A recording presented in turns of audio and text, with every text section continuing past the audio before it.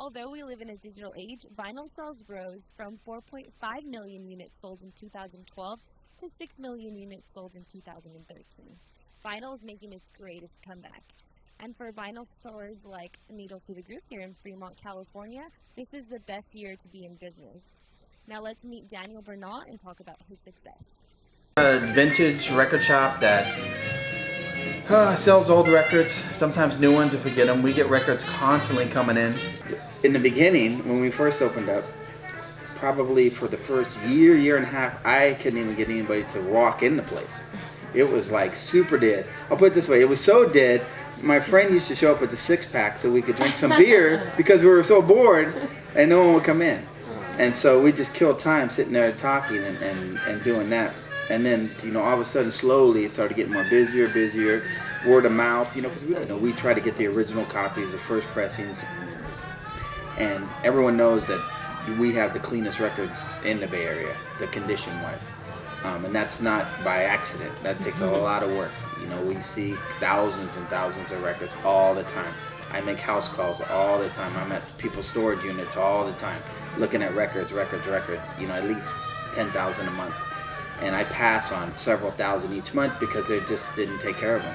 They might have fantastic records, maybe rare, maybe they have some records worth, $1,000 each, but if they're in such bad shape, they're worth like $5, and I'm not interested in buying them. Other stores, we don't just get the record and put a sticker on it and put it on the shelf. We don't do that. You know what I noticed? I noticed a lot of parents have given their kids like their records, and then the kids are like, oh, these are cool, I want to play them and stuff, and so they want to buy more. They get their parents' Beatles records or Rolling Stones or Miles Davis, and now they're like, these are cool. I have a system now, and so now I want to buy more records, so they start collecting again. So it's bringing a lot of younger people into the market, high school kids. I've noticed the trend is getting really, younger. What one of my biggest peeves is now is record store day, because it's all corporate stuff. Big record corporations are releasing all these things just to make money. It's like if I have a $100 record and I got 500 of them. The first few are going to be 100. As you flood the market so many of the albums, the price goes down. It dips. It's 80, now 70, now 60.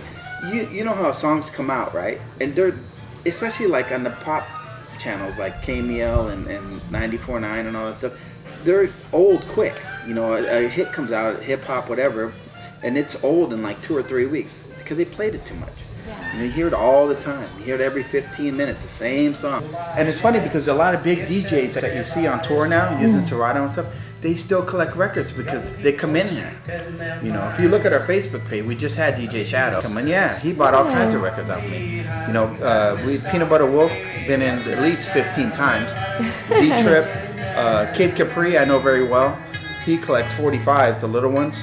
But he comes in and buys boxes of 45s.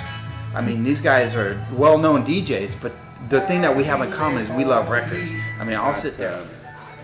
I don't even think it's reached its peak yet. I mean, we're constantly getting collections and busy, and we got a lot of international buyers from overseas, from Japan, Germany, Europe, all that whole area. They come in all the time.